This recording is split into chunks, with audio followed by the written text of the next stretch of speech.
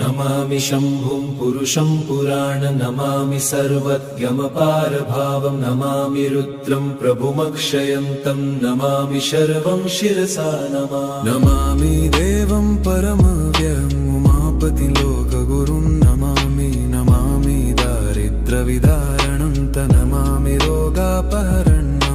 नमामि कल्याणमचिन्त्यरूपं नमामि विश्वोत्थबीजरूपं नमामि विश्वस्थितिकारणं नमामि संहारकरं नमामि गौरीप्रियमव्ययं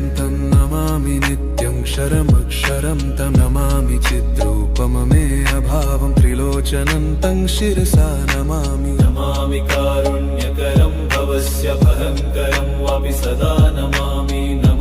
दातारं दीप्सितान नमामि सोमेशमुमेशमादमामि वेदत्रयलोचनं तं नमामि मूर्तित्रयवर्जितं तं नमामि पुण्यं सदसद्व्यातितं नमामि तं पापहरं नमामि विश्वसहिते रद्द नमामि रूपाणि बहुनि धत्ते यो विश्वगोप्ता सदसत्प्रणेत नमामि तं विश्वपतिं नमामि यज्ञेश्वरं सम्प्रति हव्यकव्यं तथागतिं लोकसदाशिवो यः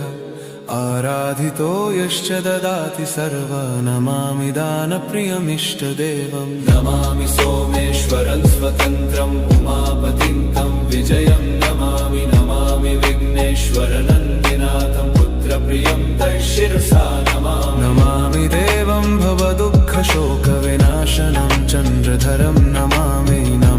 गङ्गाधरमीशमीड्यम् उमाधरं देववरं पुरन्दरादिसुरासुरैरचितपादपद्मं नमामि देवी मुखवादनान इक्षार्थमक्षित्रितयं यैष पञ्चामृतैर्गन्ध